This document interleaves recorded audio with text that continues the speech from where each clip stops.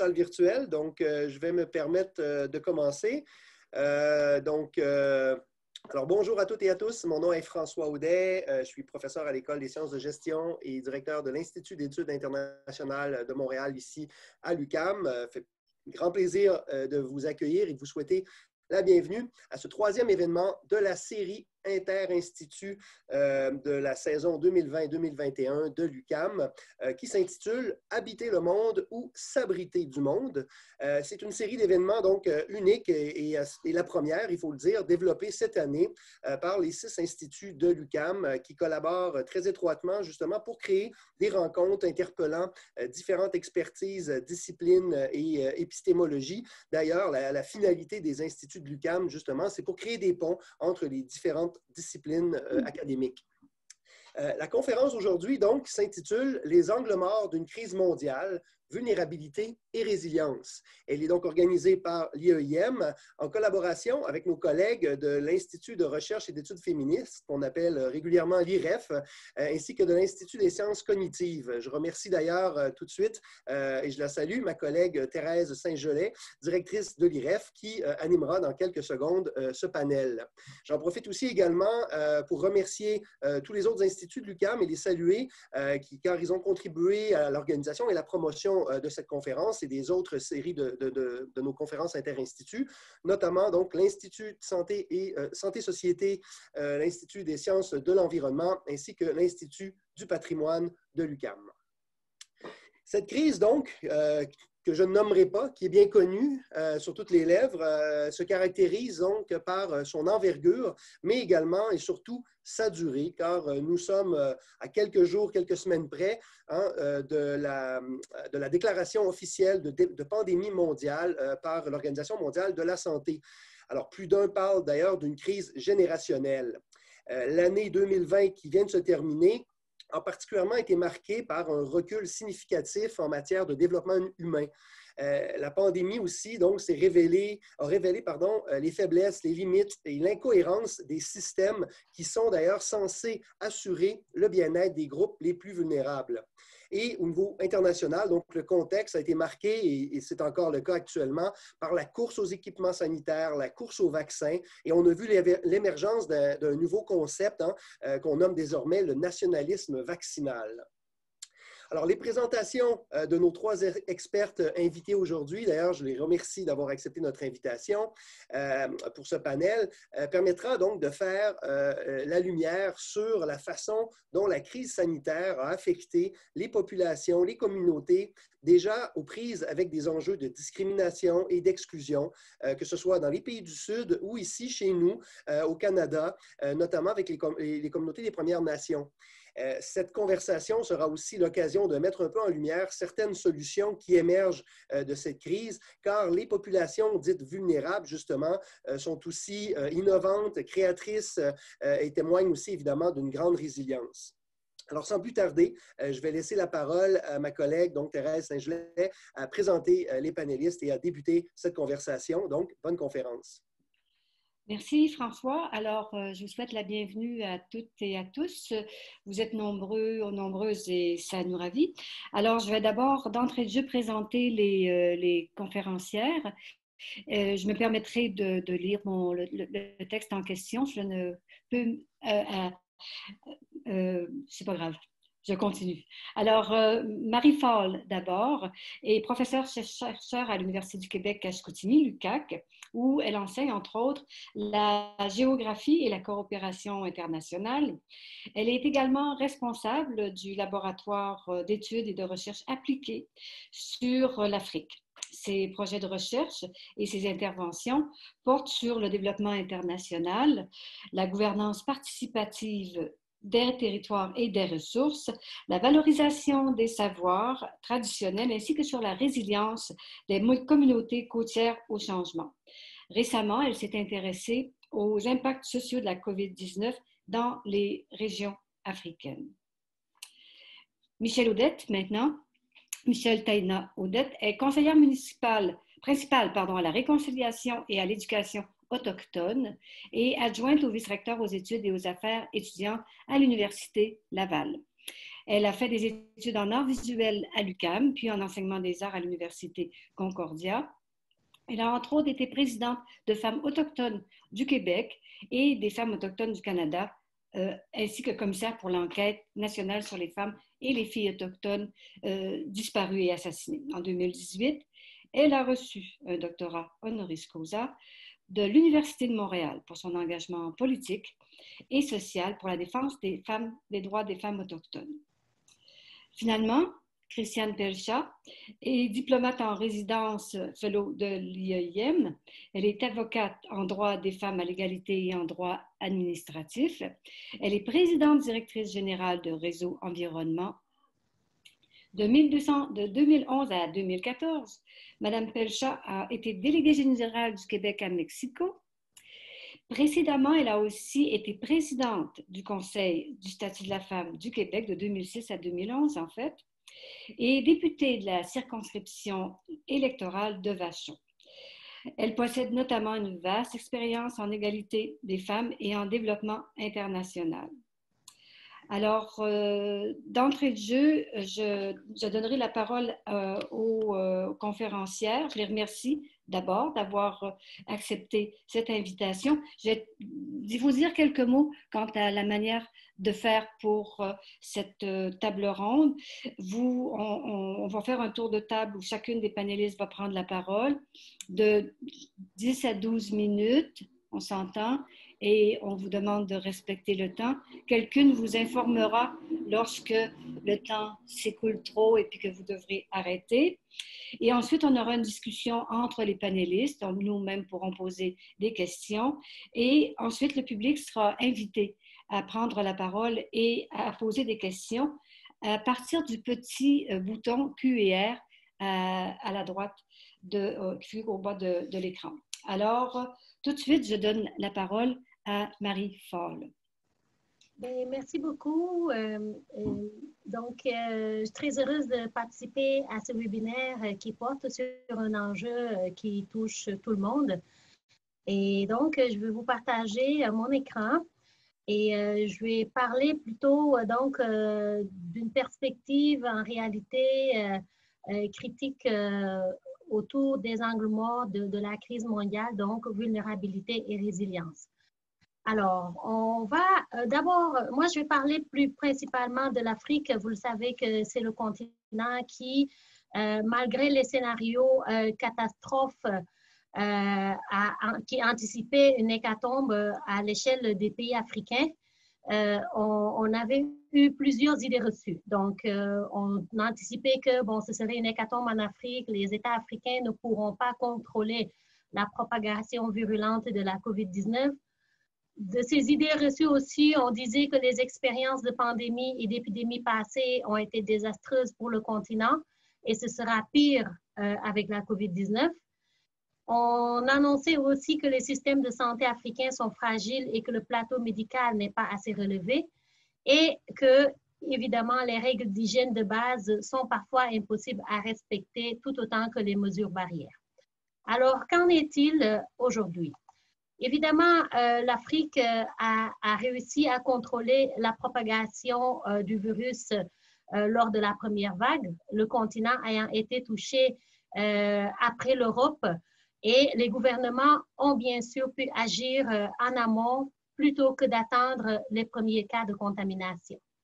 Et cette prévention pourrait partiellement expliquer le nombre moins gras de cas confirmés dans le continent. Cependant, il faut souligner que le continent n'en était pas à sa première épidémie et on a pensé que les expériences passées ont outillé les Africains et que la résistance aussi du virus serait due à la jeunesse de la population africaine. Et d'ailleurs, cela pourrait expliquer les écarts entre l'Afrique et les régions du monde, notamment l'Europe de l'Ouest, l'Asie et l'Amérique du Nord. Il faut bien entendu nuancer ces propos parce que plusieurs Africains sont déjà vulnérabilisés étant donné qu'ils souffrent de plusieurs autres maux, notamment la malnutrition. Ils sont atteints d'autres maladies comme le VIH ou des maladies pulmonaires. Et bien que hautement controversée, on a aussi l'hypothèse avançant que le système immunitaire des Africains est plus résistant que le reste de la population mondiale, car plus affecté par différentes maladies qui pourraient expliquer qui semblent moins touchés par la COVID. Et là, on parle de la première vague. Cependant, si les facteurs présentés plus haut sont positifs et puis militent vraiment en faveur de l'Afrique qui serait résistante, il faut nuancer parce que plusieurs régions africaines sont encore très vulnérables à la COVID-19 et la deuxième vague s'avère très meurtrière. Alors, l'Afrique demeure une priorité sanitaire à l'échelle mondiale. C'est une des régions les plus démunies avec un indice de développement humain ajusté aux inégalités qui est quand même assez basse parce que c'est de 0,7%, 0,3 et comparativement à 0,7 pour les pays développés. Et donc, l'Afrique subit de plein fouet les conséquences de la COVID-19 en comparaison avec les pays développés. Les systèmes de santé des pays africains sont fragiles étant donné la quantité de ressources et d'équipements disponibles.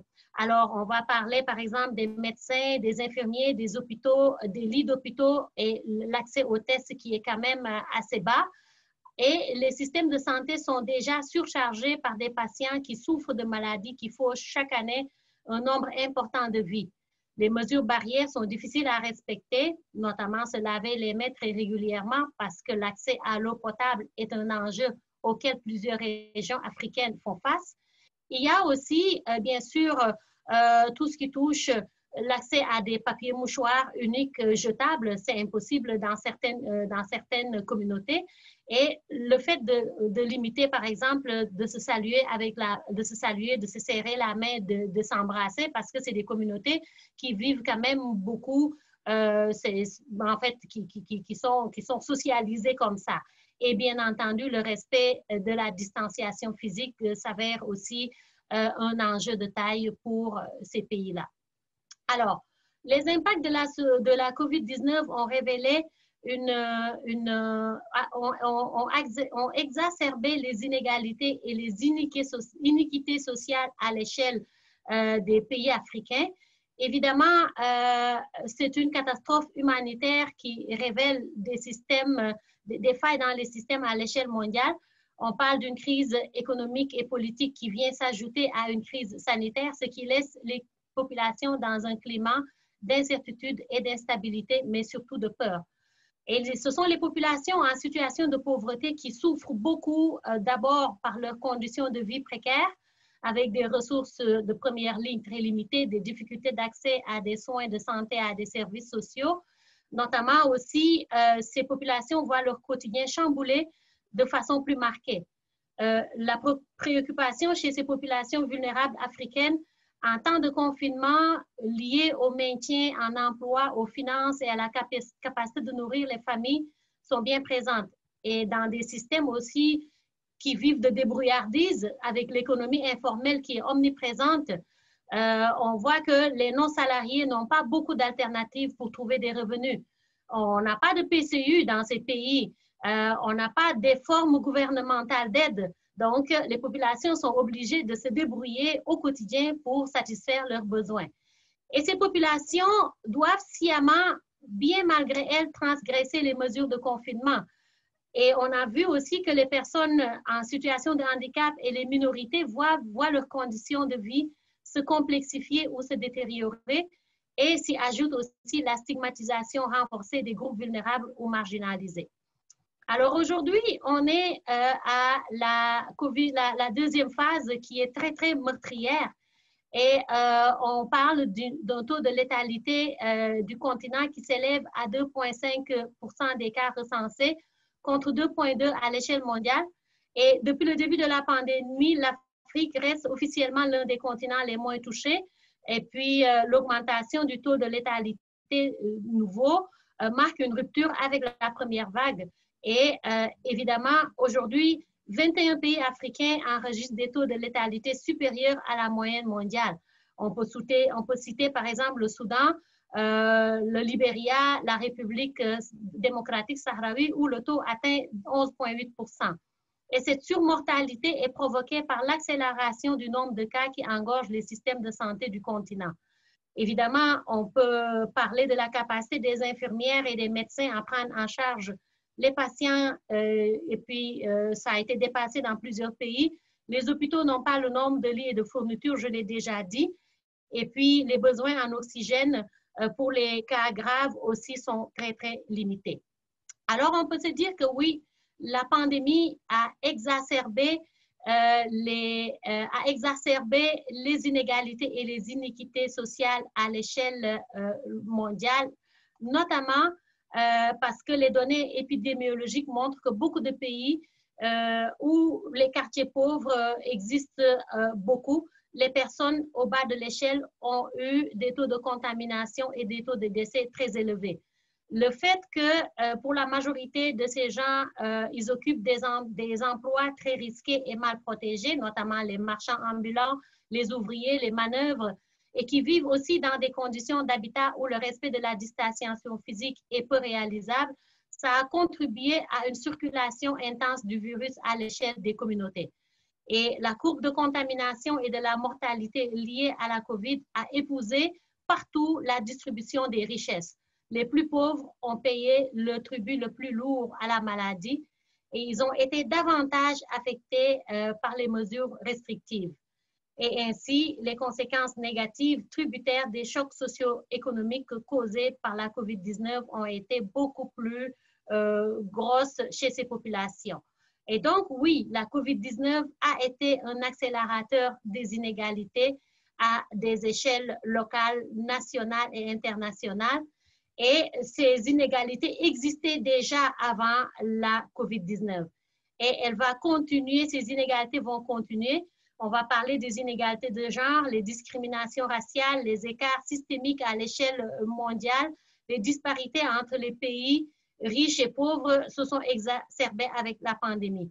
Alors, bien sûr, on peut parler d'une énorme différence entre vivre le confinement dans des maisons spacieuses des quartiers cossus de Dakar ou vivre le confinement dans la promiscuité des concessions étroites et insalubres des quartiers populaires de Dakar. Et le schéma est le même à Montréal aussi. Et les violences sont exacerbées dans les ménages, notamment les violences basées sur le genre.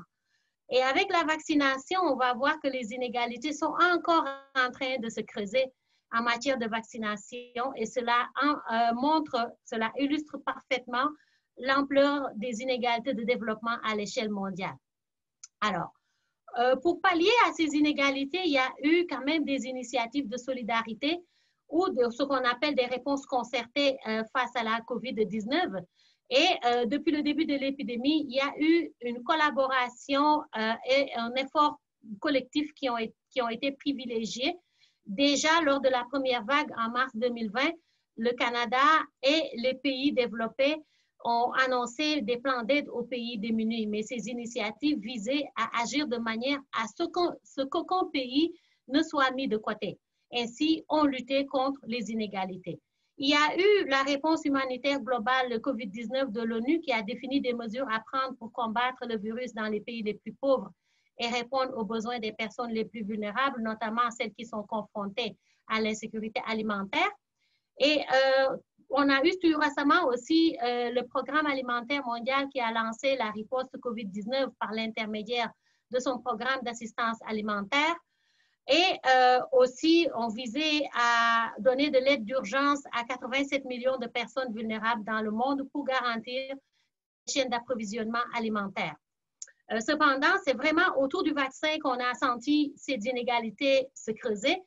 On a eu l'initiative COVAX, qui est une collaboration mondiale qui vise à accélérer la mise au point et la production de produits de diagnostic, notamment des traitements et des vaccins contre la COVID-19, et en assurer surtout l'accès juste et équitable à l'échelle mondiale. Et dans ce cadre, le Canada a été l'un des pays à avoir contribué au mécanisme de garantie pour l'accès à ces vaccins.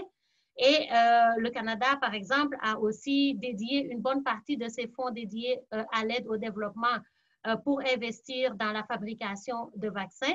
Mais on s'entend que l'achat des vaccins et leur distribution dans les pays à faible revenu peut aussi représenter une part de solidarité internationale. Cependant, depuis que la course à la vaccination massive pour protéger d'abord leur population, et on voit ça que les pays développés semblent oublier les pays démunis et leurs engagements pris, et l'inquiétude augmente à la vue des commandes colossales passées par les pays riches auprès des grandes firmes pharmaceutiques. Par exemple, le Canada aurait acheté de quoi vacciner 5 fois sa population, les États-Unis 4 fois et l'Union européenne 3 fois. Et selon le Global Health Innovation Center de l'Université Duke, cela aboutit à une réduction du gâteau pour les pays pauvres ou à revenus intermédiaires, alors que les modèles nous montrent qu'il n'y aura pas assez de vaccins pour couvrir la population mondiale avant 2023-2024. Alors aussi, bien sûr, le président sud-africain tout récemment a fustigé les pays riches qui accaparent les vaccins anti-Covid et a mis en garde contre tout nationalisme dans les stratégies d'acquisition des précieuses doses. Des mouvements de la société civile aussi, comme Human Rights Watch, ont commencé à faire campagne pour un accès équitable aux vaccins pour les pays les plus pauvres.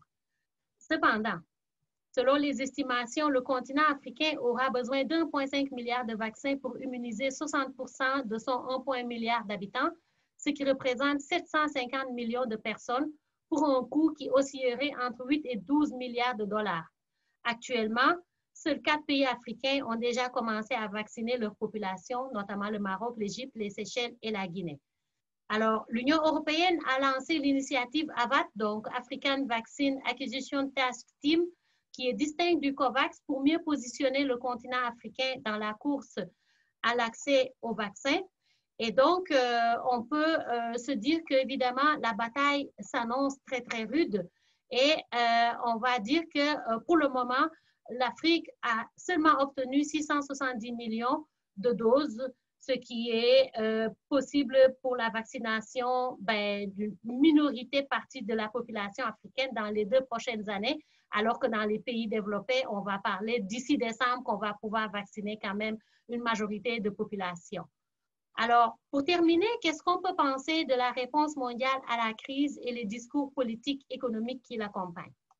Alors, aussi, quelles sont les stratégies mises de l'avant par les populations vulnérables pour contribuer donc à reconceptualiser les relations nord-sud? D'abord, les réponses mondiales. Est-ce que j'ai encore du temps?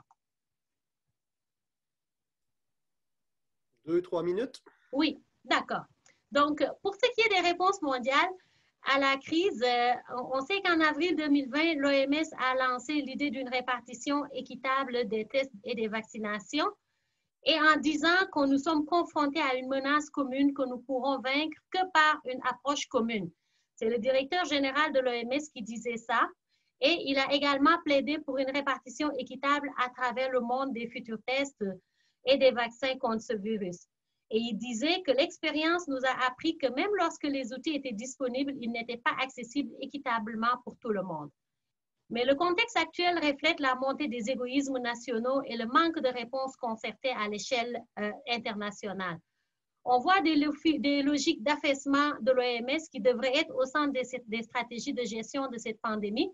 Et on voit que les pays sont à outrance dans une logique très nationalocentrique, alors que la gestion de la crise devrait imposer des réponses fondées sur plus de solidarité, plus de coordination des efforts.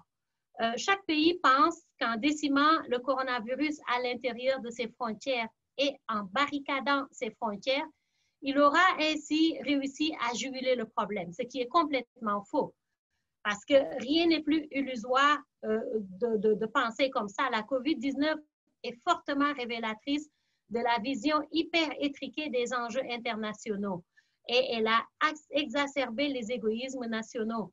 On voit que les organisations internationales comme l'OMS, les organisations sous-régionales, bon, en Afrique, on parle de l'Union africaine, en Europe, on parle de l'Union européenne, et puis, bon, la communauté des États américains, pour ce qui est des Amériques, n'ont pas été les instances de coordination des réponses. Et jusqu'ici, les discours économiques et politiques n'ont pas été à la hauteur des leçons à tirer de cette pandémie en termes de changement de paradigme de développement, de valeurs fondamentales, de remise en question des modes de vie qui contribuent aux zoonoses appelées à se multiplier du fait du réchauffement climatique et de la distribution de la biodiversité. Alors évidemment, cette crise sanitaire doit imposer de repenser le modèle tout économique fondamentalement destructeur. Pour le moment, cette remise en question ne s'est pas faite. Au contraire, lorsque la crise sera dépassée, il est fort à craindre à un retour vers plus de destruction, plus de pollution, plus de consommation, etc. Et donc, moi, à mon avis, on n'est pas encore sorti du bois. Alors, quelles sont les stratégies? Beaucoup plus de solidarité, beaucoup plus d'engagement communautaire. On va aussi espérer que, bon, on va accorder une primauté à des stratégies plus globales et puis, bien sûr, une plus grande ouverture, une plus grande solidarité internationale parce que la maladie n'ignore pas les frontières, on l'a vu avec cette pandémie-là, et faire fi de la race, de la couleur, de tout ça parce qu'en réalité aussi, il faudrait davantage investir sur la bonification des services en santé qui représentent, je vous le rappelle, un objectif qui s'intègre dans l'objectif 3 des objectifs de développement durable, la santé et le bien-être des populations. L'accès à des services et à des ressources de base qui permettraient de lutter contre la pauvreté, ça c'est l'objectif de développement numéro 1.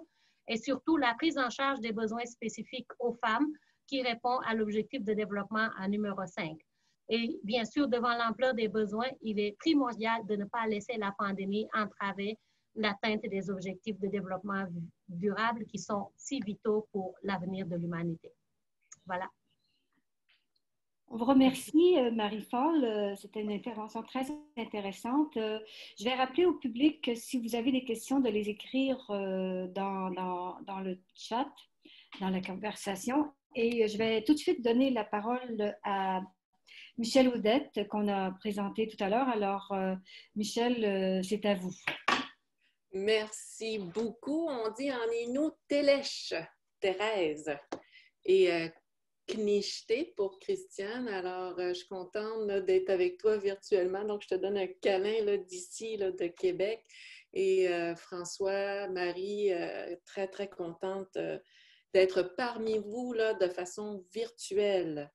Queques no etechete vorugadat nodin dani nous cite Wendage Otasiwa, Wendat, Mac, les Inuits, les Atikamekw, les Malicites et les Abénakis. Un territoire qu'on appelle Québec aujourd'hui. Même la province va porter ce nom-là, un beau nom Innu en passant, qui veut dire débarquer de vos bateaux. Donc, les Inuits, ça fait longtemps qu'on est tripants et accueillants, et ça, même en contexte de pandémie, là, dans lequel on va encore malheureusement démontrer jusqu'à quel point des situations socio-géopolitiques font en sorte qu'il y a des groupes ici au Canada, notamment au Québec, dans lesquels on va être affecté et touché. Mais en même temps, on va voir une résilience, une force ou quelque chose qui va émerger et qui va démontrer le goût de vivre au lieu d'être en mode survie.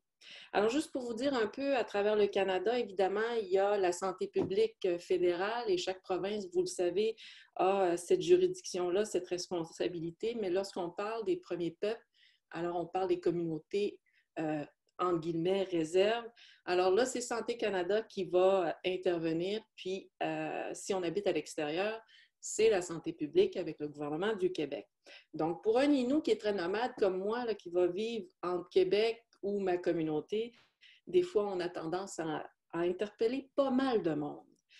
Dans la Côte-Nord, pour ma nation, on va se retrouver pas loin de 15 000 personnes qui sont inscrites ou reconnues au sein de cette nation-là. Et les statistiques démontrent en ce moment qu'il y a près de 500 cas actifs de COVID. Mais reste que les conditions de vie, la réalité, comment se passent les choses dans nos communautés, je vous dirais, ouch, mais en même temps, aïe aïe, quelle mobilisation, quelle force vive à l'interne. Et ça, pour moi, je pense que ça vaut la peine de vous le partager.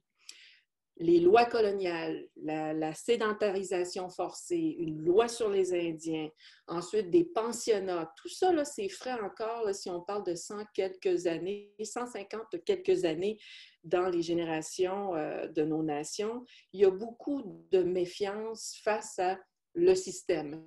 On va le voir avec ce qui est arrivé avec notre sœur Joyce Echaquan qui a montré ses dernières minutes là, à l'hôpital de Joliette. Donc, on a beaucoup, beaucoup de méfiance face au système de santé, mais au système en général aussi.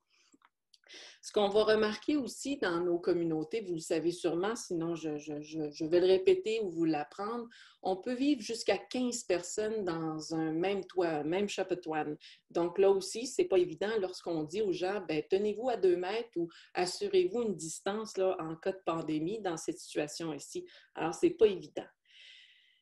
Pendant les premiers mois, on va remarquer aussi une grande mobilisation. Tout de suite, oui, il y a une méfiance, comme je vous ai mentionné, mais il y a aussi le fait que du jour au lendemain, on se retrouve avec une autre pandémie parce qu'on en a connu d'autres. Il y a quelques décennies de ça là, qui va se passer juste en milieu autochtone, un retour de certaines maladies qu'on pensait avoir guéries. Alors là, ça va faire peur, ça va faire réagir et tout de suite, on va amener la méfiance, on va amener la mort et même une forme de stigmatisation, comme quand on va avoir réagi socialement, malheureusement, pour les personnes qui sont atteintes du VIH ou du sida ou d'une maladie qui est peut-être mal véhiculée par des valeurs de religion ou de société, puis on le vit aujourd'hui dans les communautés. Alors, Nation Innu, l'exemple que je vais vous donner, là, au niveau, je vous ai donné les grandes lignes au niveau national ici au Canada, mais allons-y avec un contexte où là, une grande région, la Manicouagan, où on va retrouver 9 communautés Innu, donc un territoire là, qui cohabite avec des Québécois et Québécoises. Tout de suite, quand ça s'est arrivé, des gens ont dit, un instant, on a tous les critères d'un groupe vulnérable ou d'un milieu qui pourrait exploser parce qu'il y a une juridiction fédérale qui tire la balle à la province renvoie la balle et ainsi de suite. Et on va se retrouver peut-être les grands perdants et les grandes perdantes. On a très peu de maisons d'hébergement pour promouvoir la non-violence, sinon la sécurité des femmes et des enfants. On a des ressources qui sont déjà brûlées en temps normal. En plus, on va amener un contexte de pandémie dans lequel on n'a pas vraiment une connaissance fine là, de la technologie ou des façons de faire là, en 2021 ou quand c'est arrivé en 2020. Cette mobilisation-là va se faire par des femmes, par des hommes, des infirmiers, des infirmières, des élus, des gens qui vont dire un instant, la technologie nous permet de nous parler via des Zooms, ben on va se parler à tous les jours. Donc, les 4 premiers mois de bien des Inuits sur la Côte-Nord a été comment on va empêcher cette pandémie de rentrer chez nous, comment on va faire de la promotion en langue autochtone, de donner les mesures sanitaires dans notre langue avec nos leaders, nos porte-paroles et ainsi de suite. Et moi, j'assistais aux rencontres, puis des fois, j'étais triste de voir, mais sont où les femmes là-dedans? Qu'est-ce qu'on fait quand déjà c'était un tabou de dénoncer une forme de violence ou toute forme de violence? Là, on va faire quoi?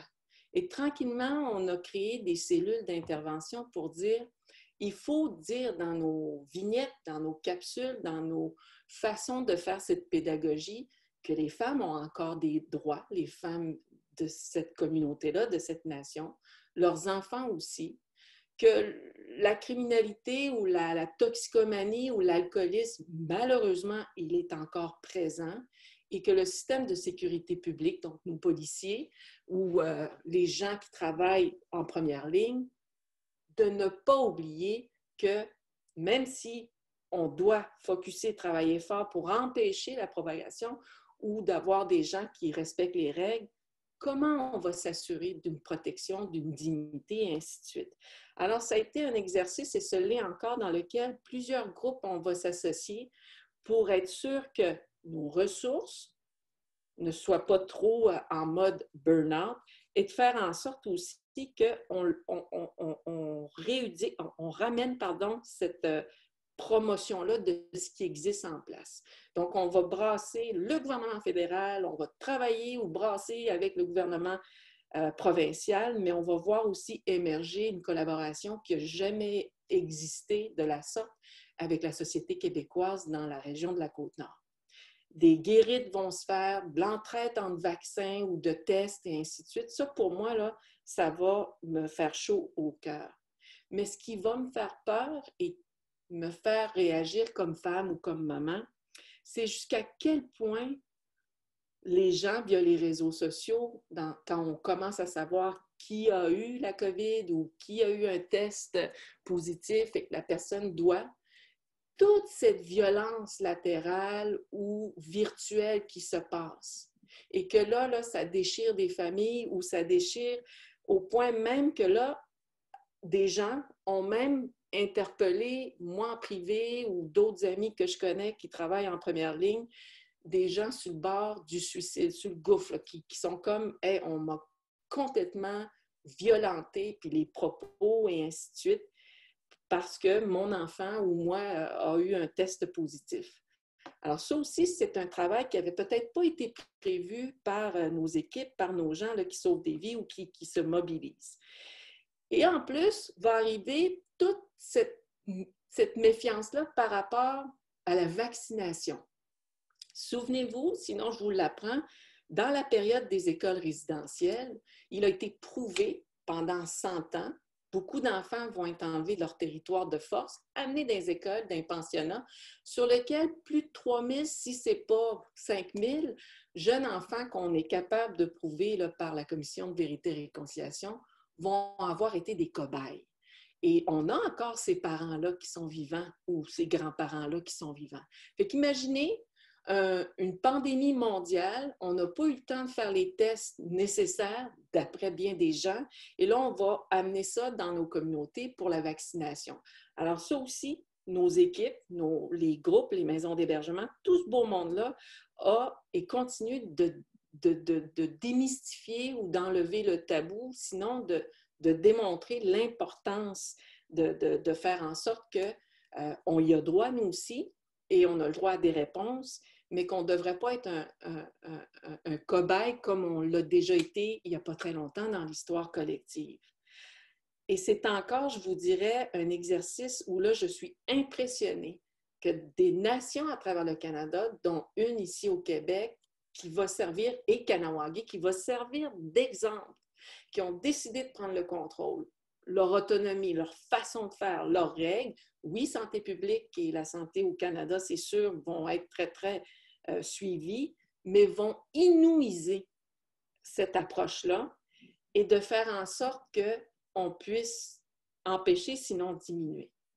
Mais quand on regarde les statistiques de violence, puis c'est là-dessus que je veux terminer avec vous, quand on regarde les statistiques au niveau de la dénonciation ou entre nous autres, quand on se parle dans ce grand réseau-là, on a remarqué une baisse majeure de 911, je vis de la violence. Je préfère vivre à la maison, je préfère rester ici parce que je ne sais même pas si le centre d'hébergement va être en mesure ou le lieu où je devrais aller me protéger va être en mesure de me protéger en plus d'une maladie qui me fait peur et de qu'est-ce qui pourrait m'arriver et toute la stigmatisation autour de cette pandémie, de la COVID et en plus de la violence. Donc, on va remarquer beaucoup, beaucoup plus de silence et moins d'intervention qui va arriver à des chiffres qui démontrent là, combien ont été judiciarisés, sinon pris en charge. Alors, on va voir moins de gens aussi dans les maisons d'hébergement à cause de la distanciation, pardon mes termes, là, mais aussi parce que le tabou, on rajoute un autre tabou face à cette grande, grande crise-là. Ce qui va être puissant et fort, que je remarque aussi, c'est l'empowerment de nos nations, des femmes qui vont se lever, des hommes qui vont se lever et qui vont dire à l'État, au Canada et aux provinces, on fait partie de cette grande solution-là et on veut faire en sorte, comme on va vivre bientôt à Montréal, une équipe qui est en route, 5 femmes autochtones qui s'en vont donner un coup de main suite au décès de Raphaël André, un confrère là, de notre nation. On vient de la même communauté de Schefferville. qui est décédé dans une toilette chimique. Et à cause de la pandémie, à cause des restrictions, à cause de bien des à cause, s'est retrouvé ces derniers moments dans cette toilette-là. Mobilisation, donc 5 femmes qui partent, qui vont tout faire pour aller donner un coup de main pour les personnes en situation d'itinérance, les Inuits, les autres nations qui sont là, et bien sûr ceux et celles là, qui sont de la nation québécoise, qui vont avoir un toit, un espace sécuritaire en contexte de pandémie. Fait que, juste pour vous dire comment on est incroyable, les femmes autochtones, elles ont toute mon admiration, elles ont tout mon respect, et c'est encore des femmes, Résilience et le foyer de femmes autochtones à Montréal, qui a accepté là, de mobiliser avec nous comme nation, puis de dire, il fait froid en ce moment, il y a un contexte de pandémie, c'est international, on le sait, mais il y a des vies qui en dépendent, puis nous, on est sensibles, puis il faut agir dans l'immédiat. Alors, je vous dirais, je vous dis, moi, ça me met plein d'émotions, là. On va partir, nous aussi, comme famille. On sait qu'il y a un danger. On n'est pas vaccinés. Les 5 femmes qu'on envoie vont être vaccinées, là. Mais des fois, on oublie ce danger-là parce qu'il y a des gens qui sont en détresse. Puis je sais qu'il y a beaucoup de femmes inuites et des Premières Nations qui sont au Square Cabot en ce moment et qui ont besoin de sentir qu'elles ne sont pas toutes seules. Alors, Knichte, j'ai hâte de t'entendre toi aussi. Merci pour l'invitation. Merci, Michèle Audette. Alors, je vais maintenant passer la parole à Christiane Pelchat. C'est à vous, Christiane. Oui, docteur Audette. Et que je suis contente de vous dire ça, que ça me fait donc plaisir, ma belle Michèle. Bonjour tout le monde, merci de l'invitation. Je vais essayer de partager à nouveau mon écran. Alors, comme c'est pas sur Teams, ça va marcher. Alors, bonjour. Merci de l'invitation. J'ai plusieurs chapeaux. Madame Saint-Gelais m'a présenté comme diplomate en résidence de l'IEM. Je suis fellow à l'IEM avec beaucoup de fierté. Mais j'ai beaucoup d'expérience aussi en coopération internationale, particulièrement auprès des femmes de l'Afrique de l'Ouest et particulièrement des femmes en Haïti. Donc, c'est plutôt l'angle égalité entre les femmes et les hommes, mais je vais revenir un peu à la diplomatie après, qui m'intéresse dans cette crise. Alors, ah oui, François m'a dit de mettre ça en plein écran. Bon, merci François, je lis dans tes pensées. Vois-tu comment est-ce que... Alors, donc, je pense qu'il y a eu plusieurs études qui ont été faites. Quand je le mets en plein écran, mon problème, c'est que on dirait que je perds le contrôle de mes slides.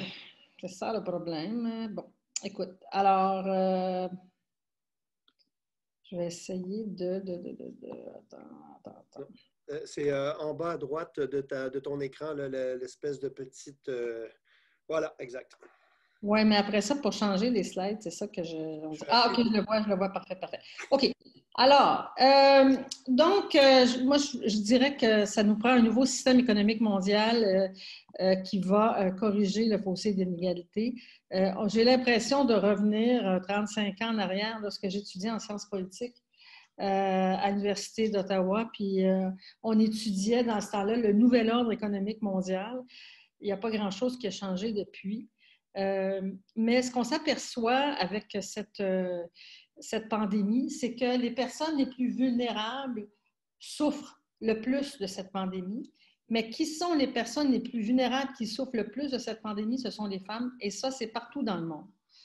Et, bon, je n'ai pas besoin de vous dire, les riches sont plus riches qu'ils étaient, les pauvres sont plus pauvres qu'ils étaient. Donc, il y a réellement urgence d'agir. Et je ne sais pas s'il y a des gens autant du ministère des Affaires extérieures du Canada, ça ne s'appelle plus comme ça, là. Je suis rendue vieille, mais et des gens de l'Agence canadienne mondiale aussi, l'ancienne ACDI, alors ANC, qui écoutent. Mais j'aimerais ça dire que pas seulement au Québec, pas seulement au Canada, mais c'est partout dans le monde. Les travailleurs de la santé sont d'abord des travailleuses de la santé. Donc, 70 de la main-d'œuvre dans le secteur de la santé sont des femmes, bien qu'elles soient minoritaires dans tous les postes de décision. Elles constituent 90 des travailleuses de soins personnels à long terme, donc les préposés aux bénéficiaires, les préposés au ménage, les préposés la nuit, etc., etc. En plus, les femmes sont partout dans le monde les responsables du travail invisible. On dit travail invisible, on devrait dire plutôt le travail non payé, donc le travail à la maison. Ce que cette COVID nous a montré, là c'est une étude de l'OCDE, nous a montré que les femmes, même quand elles sont dans des pays dits développés et qu'elles travaillent, c'est très difficile quand on est en confinement de joindre la conciliation travail-famille parce que les tâches des femmes sont toujours plus importantes à la maison que les tâches des hommes. Donc, les femmes, en plus de faire du télétravail quand elles en ont l'occasion, elles doivent s'occuper de la scolarisation des enfants à l'école. Elles doivent, souvent, c'est les femmes qui s'occupent des beaux-parents, comme vous le savez, et c'est les femmes qui s'occupent des personnes malades dans les familles. On a remarqué, puis l'étude de l'OCDE le dit aussi, puis je pense qu'au Québec, on l'a vu, puis l'Association des maisons d'hébergement du Québec l'a montré, la violence faite aux femmes en temps de confinement est plus grande. Elles sont encore plus vulnérables parce qu'elles sont la proximité n'aidant pas et en plus, elles n'ont pas de lieu pour pas se cacher, mais évacuer et se soustraire de ce milieu. Dans le monde, c'est la même chose, les pays en développement, et Marie-Fall en a parlé un peu, et je dirais que et Michel en a parlé, ça se joue aussi pour les femmes des communautés autochtones du Canada. Les femmes sont plus souvent dans l'informel, donc elles ont moins de postes qui donnent l'occasion d'avoir du chômage quand les pays en donnent, donc elles n'ont pas accès à ces conditions-là. Elles sont donc responsables du travail non payé, comme je l'ai dit. Et les femmes sont aussi, à 80 les chefs de famille de familles monoparentales, donc elles sont encore plus pauvres que les hommes. Et d'après le calcul de la Banque mondiale, si les pays interviennent sans attendre pour réduire les inégalités, la pauvreté pourrait redescendre à son niveau d'avant la crise en seulement 3 ans. Mais soyons honnêtes intellectuellement, là, on comprend bien que ce ne sera pas le cas. Et on parle même ici, au Québec et au Canada, d'un retard, particulièrement au Canada, d'un retard qui va être pris pour autant en ce qui a trait à la scolarisation des femmes, l'accès des femmes au marché du travail, l'accès des femmes à des postes de décision. On parle même jusqu'à 5 ans ici au Canada. Alors, imaginez dans les pays en développement. C'est encore plus effrayant. Alors, une fois de plus, ce sont les femmes qui sont les plus durement touchées. Et je vous invite à lire le dernier rapport que Oxfam a fait pour Davos. C'est, comme d'habitude, des rapports très bien faits. Donc, les femmes sont plus représentées dans tous les secteurs de santé, effectivement dans les secteurs sociaux aussi.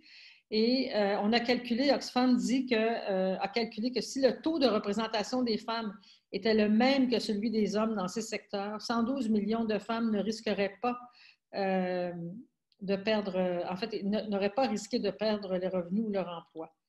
C'est quand même pas rien. Au Canada, selon l'économiste féministe, dois-je le dire, Yann Liziane, en mars, 62% des femmes avaient perdu leur emploi et n'avaient toujours pas essentiellement dans les secteurs de soins. En septembre, au Canada, il y avait plus d'hommes en emploi qu'avant la COVID. C'est important de le dire, ça. Alors, donc, quand on parle de she-cession, donc la récession qui touche particulièrement les femmes, c'est un exemple. Les femmes n'ont pas encore, en septembre, même si les hommes avaient été plus en emploi que les femmes n'avaient pas encore récupéré le niveau d'emploi. Alors, ce qui amène l'économiste Yalzinian et la Banque Scotia. La Banque Scotia, là, c'est pas une organisation de gauche bien connue. C'est quand même du monde qui ont du bon sens, comme on dirait. La Banque Scotia demande au gouvernement du Canada d'implanter des services de garde exactement comme au Québec parce qu'on s'est aperçu qu'à cause de l'absence, et Yalzinian, elle le dit dans alors son nom c'est Yalnidian, pardon, dans une vidéo qui est très, très, très parlante, que le Canada doit rapidement arriver au même niveau que le Québec pour les services de garde, parce que c'est un des éléments qui a réussi à aider les femmes à passer à travers la crise et à aider les femmes à être en emploi autant que les hommes, et dans des emplois formels, donc dans des emplois qui permettent, une fois qu'il y a une crise ou une pandémie, d'avoir accès à des revenus de chômage, avoir accès à des revenus, avoir de la sécurité de santé, etc. Aussi, je pense que ce qu'il faut dire, puis il faut le rappeler à nos gouvernants, qu'il faut investir dans les infrastructures vertes, comme les infrastructures en eau et en éducation, qui favorisent une meilleure égalité sociale. Et ça vaut pas juste pour le Canada, ça vaut pour toute la politique du Canada, par exemple, ou de tous les pays de l'OCDE dans les pays en développement. C'est dans un rapport de l'Oxfam qui disait que si les femmes, je pense que c'est au Zimbabwe, avaient accès à de l'eau potable plus près de chez elles, elles épargneraient 4 heures de marche par jour pour aller chercher de l'eau pour le bénéfice de la maisonnée. Alors, imaginez 4 heures de marche épargnées, et ça pourrait être réglé avec un accès à l'eau potable. Sans compter que ça pourrait aider, comme Marie-Fall le disait, à contrer les risques de propagation de l'épidémie. Je vous montre ici un tableau de la Banque Scotia, encore une fois, qui montre que le taux d'emploi chez les femmes au Canada est moins élevé qu'au Québec, et particulièrement à partir des années, on voit les années 2001, vous vous souviendrez que c'est le gouvernement de Pauline Marois qui avait implanté les CPE, les services de garde accessibles à tous à 5 $. Alors, vous voyez le deuxième tableau que les femmes en emploi au Canada, c'est au Québec que les femmes, à partir des années 2001, après ça 2004, que les femmes sont plus en emploi que les femmes du reste du Canada. Alors, c'est intéressant de le dire parce que ce n'est pas juste une mesure, puis je me souviens que plusieurs disaient que c'était une mesure communiste et une mesure socialiste. Disons que c'est une mesure d'égalité qui favorise l'égalité entre les femmes et les hommes. Et en temps de pandémie, là où les femmes sont encore plus touchées parce que c'est des emplois dans le secteur de la santé qui sont les plus touchés, c'est les emplois qui ont été perdus par les femmes dans nos pays occidentaux. C'est quoi? C'est des emplois, oui, en santé aussi, mais qui ont été revalorisés d'une certaine façon, mais les personnes qui tombent malades, c'est plus les femmes. C'est les emplois de service. Alors, tout ce qui est tourisme, restauration, dans les hôtels, ce sont les emplois qui sont à majorité à prévalence féminine. Donc, quand il y a des services de garde, ce qu'on comprend, c'est que les femmes sont plus souvent en emploi dans des secteurs formels, donc qui sont un peu plus protégées. Ça, c'est une des mesures que le Canada devrait adopter pour ramener un peu plus d'égalité entre les femmes et les hommes. Et n'oublions pas que quand on dit que les inégalités entre les femmes et les hommes sont exacerbées, après ça, on voit ce qu'on appelle les discriminations croisées. Il y en a qui peuvent appeler ça l'intersectionnalité, mais c'est plutôt, en droit, on parle de discrimination croisée. Les femmes au Canada, les femmes racisées, donc les femmes noires particulièrement, sont encore plus vulnérables que les hommes noirs. Donc, quand on regarde ça, quand il y a des services de garde à l'enfance disponibles à moins que 50 $ par jour ou 35 $ par jour, les femmes qui sont doublement ou triplement discriminées ont accès à un élément qui leur permettrait, en tout cas, d'avoir un propre revenu et peut-être un revenu formel et donc des mesures sociales qui sont associées et avoir une plus grande indépendance, donc une plus grande indépendance financière, une plus grande indépendance pour quitter des foyers violents, etc., etc.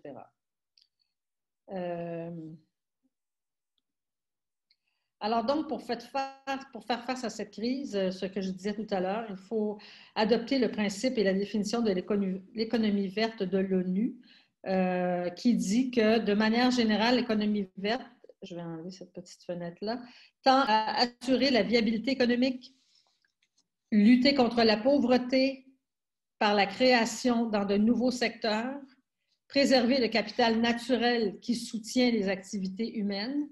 Alors ça, c'est la définition des Nations unies. Alors ça veut dire quoi pour les pays de l'OCDE? Ça veut dire investir massivement dans des services de garde comme on le fait au Québec. Ça veut dire investir dans des infrastructures vertes qui créent des emplois neutres en carbone. Et ça veut dire, par exemple, d'investir dans l'éducation massivement, encourager les femmes à aller dans les métiers non traditionnels qui sont donc les métiers plus payants.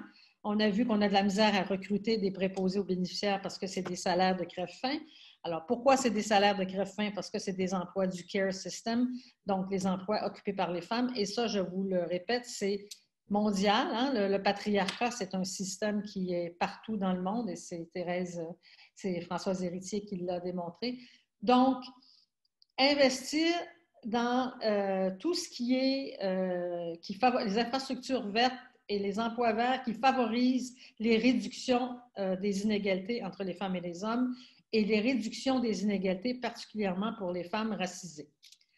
Donc, et ça veut dire toutes les politiques conciliation, travail, famille aussi. Donc, on sait que pour les femmes au Canada, les femmes passent 2 heures à peu près en moyenne par jour pour le travail parental, alors que les hommes passent 0,2 heures par jour. Et les femmes, ça fait donc 9 heures. Les femmes passent 9 heures par semaine pour le travail parental, contrairement aux hommes. Alors, c'est toujours la même chose. Le poids de la domesticité, il est toujours chez les femmes. Donc, le care system, alors payer plus, Oxfam dit les emplois les emplois qui sont vraiment importants, c'est pas les emplois de Wall Street ou les emplois des conseillers financiers ou les avocats.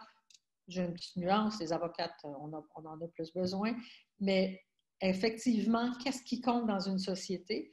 Et c'est les emplois c'est les emplois où les femmes sont beaucoup présentes parce qu'elles s'occupent des autres. Et d'ailleurs, les femmes renoncent plus souvent à leur emploi que les hommes. Pourquoi? Parce qu'elles sont moins payées que les hommes. Et le revenu moyen d'une femme au Québec, c'est à peu près 77% du revenu d'un homme par année. Alors, les pays de l'OCDE doivent donc aussi, et ça, j'aimerais ça le dire parce qu'on est quand même, face à l'IAIM, on se préoccupe de nos relations internationales par la diplomatie et même par la coopération internationale. C'est un peu plus le champ d'action de François.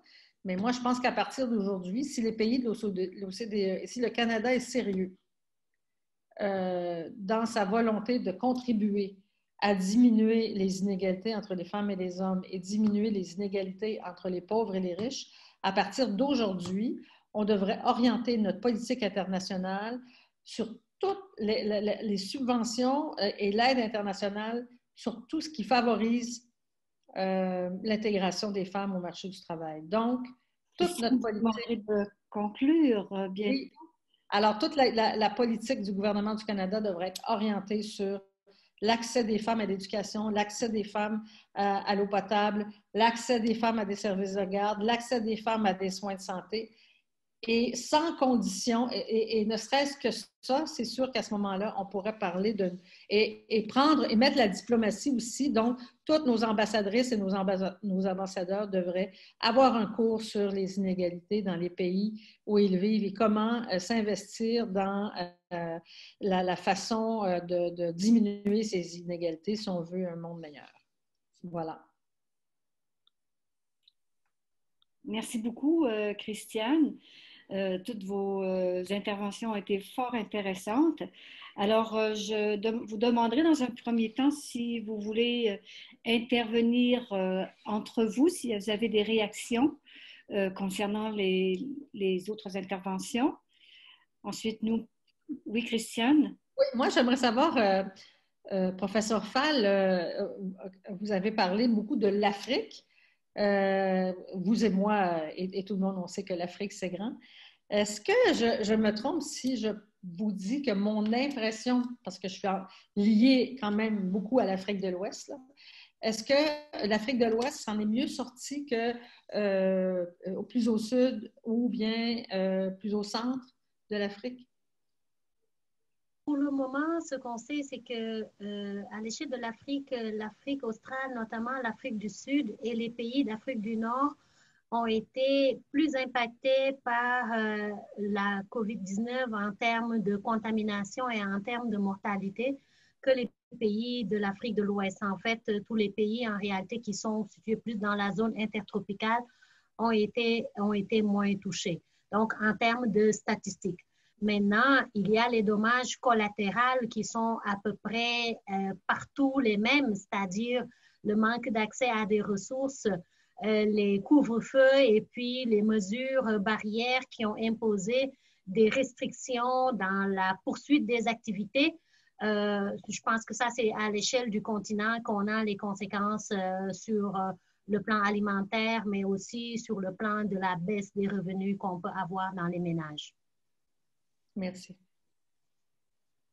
Est-ce qu'il y a d'autres interventions de Michel, de Marie aussi? Christiane? Oui, moi j'interviendrai sur la contribution de Christiane que j'ai trouvée aussi fort intéressante. Il me semble avoir vu que le Canada se lançait quand même dans une initiative féminine post-COVID. On a déjà la politique féministe internationale pour l'aide au développement et j'ai cru lire cette semaine qu'on s'en allait vers aussi une initiative post-COVID qui serait davantage pour les femmes, donc lutter contre toutes les discriminations qui s'accentuent envers les femmes à cause de la COVID-19.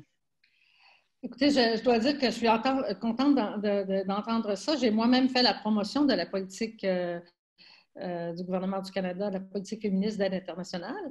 Je n'ai pas vu de résultats, je n'ai pas vu d'analyse, qu'est-ce que cela avait donné. Je pense bien que ça a donné des choses, mais il faut vraiment que les structures changent. Et pour changer les structures, il faut travailler avec les gouvernements et ce n'est pas simple. Je pense juste en Haïti, où j'ai travaillé plus durant les 3 dernières années. Oui, le gouvernement du Canada pousse beaucoup, par exemple, pour l'égalité, mais ce n'est pas simple à faire changer. Mais moi, je pense qu'il faut prendre ça par l'autre bout, c'est-à-dire investir directement dans le système d'éducation, dans l'eau, par exemple, en ayant en tête que ce sont ces mesures, et les gens ne voient pas toujours des mesures dans l'eau, par exemple, comme étant une mesure de réduction des inégalités, mais c'est dans ce sens-là que si on avait comme principe l'économie verte mondiale, ben, c'est certain que toutes les infrastructures vertes, elles servent d'abord et avant tout à réduire les inégalités entre les femmes, entre les peuples et entre les riches et les pauvres. Tout à fait. Oui, vas-y, François. Non, ben, j'avais juste une petite réaction et j'aurais une question du public, si vous me permettez. Une réaction déjà, vous remercier, c'est à la fois touchant, inspirant et je voudrais surtout comme observateur et académique, les liens de vos écosystèmes, les réalités que vous exprimez, évidemment la dimension plus canadienne des Premières Nations que je connais beaucoup moins. Quand je vous entends, Mme Audette, je fais des liens très étroits avec ce que Mme Fall racontait, notamment sur les enjeux dans mon domaine à moi qu'on appelle de localisation. Je retiens le terme, vous avez mentionné le terme inouïsé. Donc, c'est localiser au maximum à la fois d'adaptation et d'intégration, surtout dans un contexte d'urgence comme celui-là où je crois qu'il y a des enjeux scientifiques et épidémiologiques qu'il faut respecter dans toutes les croyances, parce que c'est l'espèce humaine qui en dépend. Alors, la relation et les contextes que Mme Fall notamment mentionnait du Sénégal ou de l'Afrique de l'Ouest, personnellement, en tout cas, je vois beaucoup de parallèles, tant dans les difficultés, dans les enjeux de résistance, dans les enjeux de aussi, vous avez parlé d'empowerment, même dimension. C'est un vocabulaire, puis Christiane connaît bien aussi, qu'on retrouve beaucoup dans l'aide internationale ou la coopération internationale. Donc là-dessus, il y a des ponts assez que j'avais entendu parler, que je connaissais, mais vous entendre dire, Mme Audette, c'était particulièrement intéressant. Je vous laisserai peut-être réagir par la suite, mais comme on a quand même beaucoup de questions de la salle, si vous me permettez, et je vais peut-être lancer la perche à Mme Audette tout de suite. Donc, une question très précise, je me permets de la lire. En début de la pandémie, un certain succès dans la gestion de la propagation a été notamment attribué aux efforts de communication des gouvernements, notamment du gouvernement provincial. Entre autres, on parle des conférences quotidiennes du premier ministre et du docteur Arruda. Donc, on avait manifestement besoin d'écouter les stratégies. Et là, on demande la question, est-ce que ces stratégies de communication ont su être intégrées et adaptées adéquatement aux besoins des Premières Nations, selon vous, du Québec? Il y a eu un effet incroyable là, de pouvoir entendre les leaders de cette région-là nous expliquer à tous les jours. Mais je vais vous dire en même temps, moi ça m'a impressionné personnellement, mais j'étais aussi proche aidante là, avec mon partenaire pour sa maman, qui est 80 ans et plus. Et un phénomène où beaucoup d'aînés, beaucoup d'hommes et de femmes qui vont être constamment devant la télévision, où là, on a accès à Internet, puis là, on va fouiller sur Internet et on a toutes sortes de définitions ou de perceptions. Il va y avoir, je vous dirais, là, une crise qu'on va devoir gérer avec Nations Inouï sur défaire les mythes, parce que là, la panique, on a peur. Parce que le premier ministre du Canada a dit, le premier ministre Legault a dit, et comment ça a été difficile à gérer. Là, on est obligé de dire dans les capsules d'information ou d'éducation populaire, lâchez un peu la télé, là. Reprenez vos activités avec ceux et celles que vous pouvez faire. Et on a amené nos aînés, nos leaders traditionnels, je veux dire, naturels, pardon, pas traditionnels, à aller dans des réseaux qu'ils n'ont jamais fait pour continuer à honorer la culture ou faire des choses pour briser, parce que tout le monde est en mode panique. Tout le monde est en mode panique parce qu'à tous les jours, on entendait du noir, du triste, du drame, des statistiques qui augmentent et ainsi de suite, plus la stigmatisation que je vous ai parlé un peu plus tôt. Alors, je vous dirais que ça a eu un effet ouch, mais ce que ça a fait aussi, c'est que nous, on a pris les mêmes heures d'antenne de nos premiers ministres pour mobiliser la santé, les services sociaux, la police, les leaders de nos communautés. On était 300 des fois dans les Zooms, à tous les jours, 7 jours sur 7, pour donner leur juste. Puis faire des échanges, puis de bons procédés ou de choses qui fonctionnent. Et ce qui fait qu'aujourd'hui, wow, moins de panique. La peur est là, mais moins de panique. Et rapidement, est-ce que, et là ça vient de moi, les enjeux de technologie, puis on les a partout dans le monde, même affaire pour l'Afrique de l'Ouest, comment ça s'est passé, cette transition-là et la nécessité d'accéder plus que jamais et de communiquer rapidement à des communautés qui, de facto, ancestralement, sont déjà isolées pour toutes sortes de raisons. Et là, on avait un besoin de communiquer dans le contexte de l'urgence. Comment cette transition-là s'est faite? Je vous dirais, c'est là où on va voir, quand je vous expliquais, le fédéral va intervenir quand c'est en milieu de communauté, entre guillemets, réserve, là, un mot que j'aime pas, où là, on va amener ces gens-là, cette fonction publique, cette façon de faire à innover, puis de nous faire confiance, dont en matière de technologie puis de l'information, on va emmener des bandes passantes que ça fait 20 ans, 10 ans qu'on revendique ou qu'on a bougé. Là, maintenant, la nation au complet est capable d'avoir accès à Internet. Ça a les effets négatifs, mais ça a permis justement de diminuer aussi bien des problèmes autour de la COVID. Alors, je vous dirais merci à ceux et celles qui ont accepté d'innover en temps de pandémie. Merci François. Est-ce qu'il y a d'autres questions de la part du public? Donc, une question pour Mme Fall, mais qui pourrait peut-être être également, par la suite, que Christiane et Mme Audette pourraient réagir. Donc, notamment, qui est une question aussi un peu intangible liée aux théories du complot. Donc, à vous, Mme Fall, on me demande quelle a été l'influence des théories du complot ou des systèmes de croyances, appelons-les plus largement comme ça, mais peut-être plus aussi des théories du complot sur l'adhésion des populations en Afrique de l'Ouest notamment.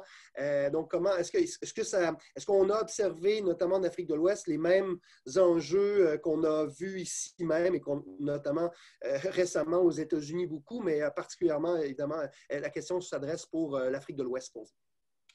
Oui, la théorie du complot est présente aussi en Afrique et surtout, c'est un peu tout le déni autour de la maladie, de la COVID-19.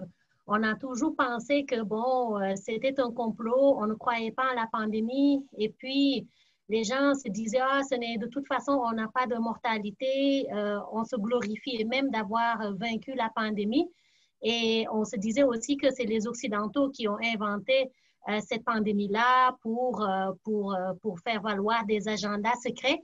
Et évidemment, les dommages collatéraux, bon, c'est aussi, on a vu que bon, une bonne partie de la population croyait à ces dires. Et même, on a vu qu'il y a eu un rejet général actuellement de la vaccination parce qu'on veut dire que bon, il y a des éléments plutôt historiques et des éléments qui sortent de la psyché des Africains. Alors, du rapport historique au vaccin, la colonisation qui a fait des usages extrêmement nocifs. On a parlé de cobayes avec des vaccins. On suspecte que les vaccins servent à autre chose, notamment à baisser la fertilité des femmes. Donc, il y a énormément de choses qui se disent autour de la COVID, mais aussi de la vaccination. Déjà, quand on nie l'existence d'une maladie, on peut bien nier aussi les effets bénéfiques que peuvent avoir la vaccination.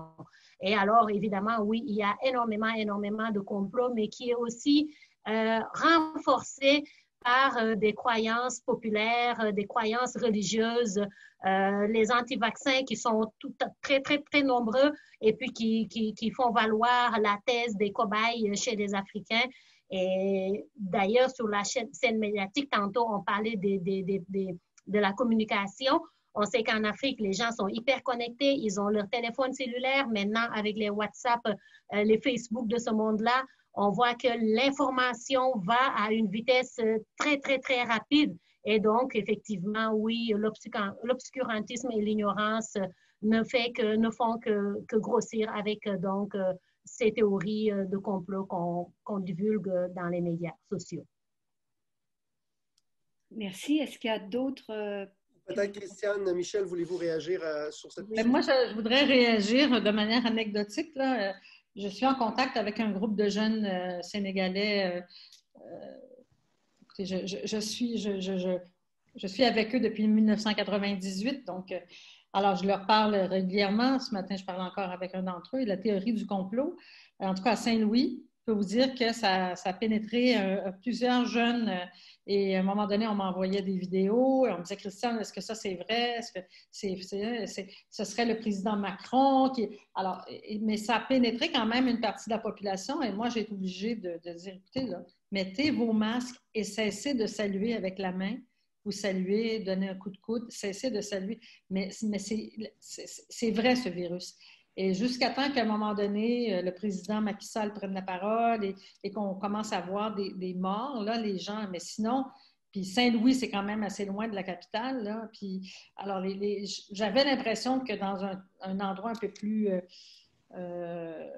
rural, même si Saint-Louis, c'est quand même gros, là, c'était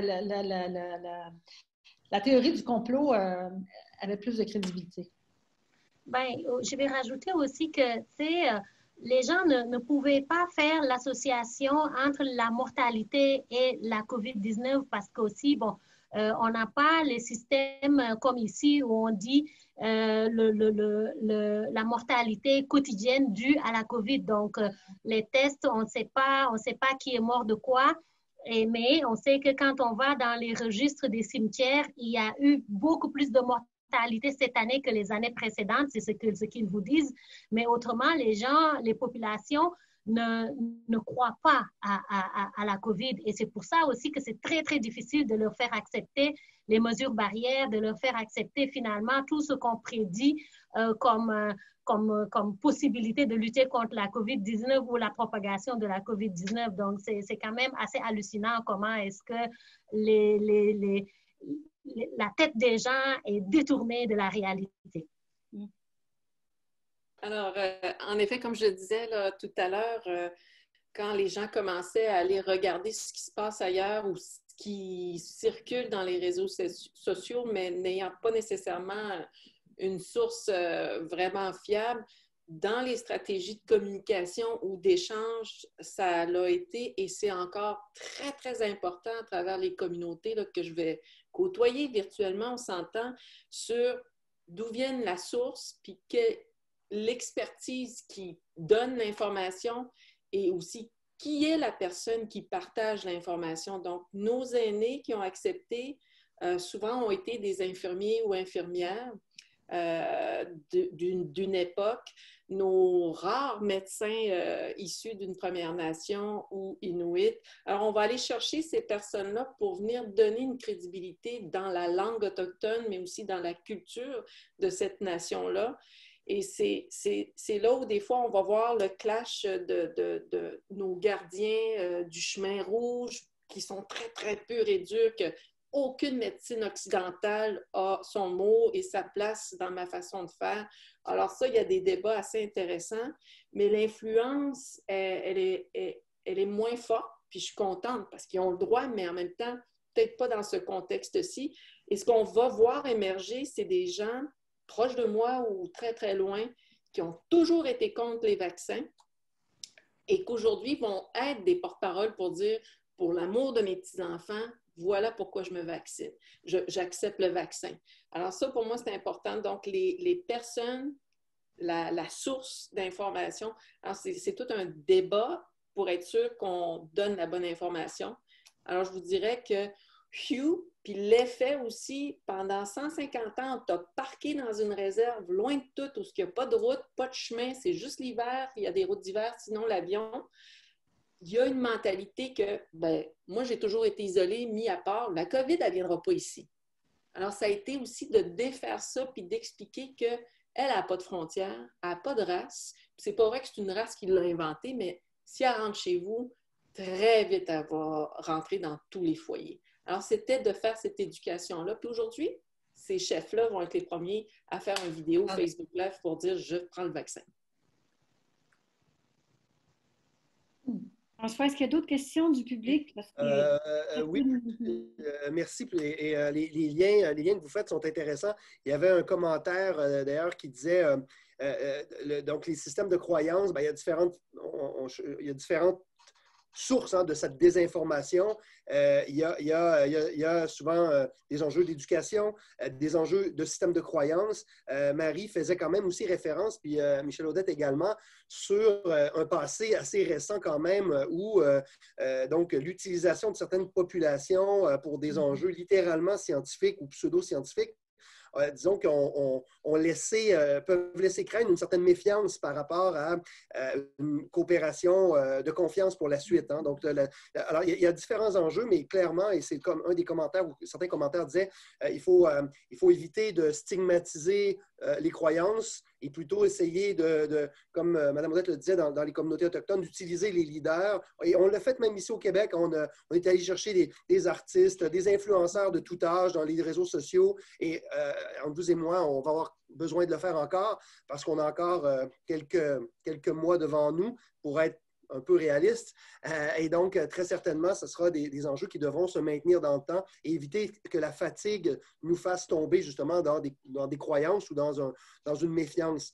Alors, je me permets donc, comme on approche du 2 heures et je salue, on a encore beaucoup d'auditeurs, il y a peut-être une conversion plus pragmatique qui nous est demandée, mais avant d'aller dans la conversion pragmatique, peut-être on voit quand même des liens entre vous tous et je vais quand même me permettre une lecture de la question. Donc, est-ce que les luttes sectorielles, on parle donc d'atomisation des luttes donc avec les Premières Nations, émancipation, féminisme, lutte pour les droits des LGBT, on est dans le Black Lives Matter. Est-ce que cette atomisation, ce cloisonnement des luttes sert à renforcer le système patriarcal capitaliste ou en tout cas sert à... Est-ce que ça dessert les causes de ne pas avoir de front commun du fait justement d'avoir ces différentes luttes-là qui peut, selon la question, peut-être nous amener à diluer certains messages qui finalement, quand on écoute quand même, au final, puis Christiane l'a très bien dit, souvent se résument à des solutions qui sont assez communes, donc au bout du sens. Alors, je pose la question, peut-être vous faire passer rapidement, peut-être commencer par Christiane, Marie et ensuite Mme Odette, rapidement. Donc, la division des luttes versus l'union de ces luttes-là. Oui, ben moi, je pense qu'on devrait unir ces luttes-là parce que la source des obstacles de chacune des luttes et la source de l'existence de chacune des luttes, c'est le patriarcat. Alors, que ce soit les suprémacistes blancs, que ce soit le colonialisme, que ce soit le néocolonialisme, que ce soit le néolibéralisme, la source, c'est le patriarcat. Et tant qu'on ne luttera pas contre le patriarcat, toutes ces inégalités individuelles par groupe qu'on voit, elles seront là. Et le patriarcat, il aime ça, quand nous séparer justement pour qu'on s'entretue entre nous, là, mais dans le fond, le pouvoir de l'homme, et là, je vais dire une grosse affaire, là, je sais que de l'homme blanc, puis là, mettons qu'on est au Québec, l'homme blanc, québécois, catholique, de souche, est très, très fort, puis si c'est au Canada, c'est l'homme blanc, canadien anglais, anglophone, protestant, etc. Il est très fort et il aime ça diviser pour régner. Alors, je pense que, et j'ajouterais qu'un de nos ennemis au Canada, c'est le multiculturalisme, alors qui est un serviteur du patriarcat. Alors, voilà ce que j'aimerais ça vous dire, mais ces luttes-là et toutes les inégalités relèvent d'une seule source, c'est le patriarcat. Merci, Christiane. Marie?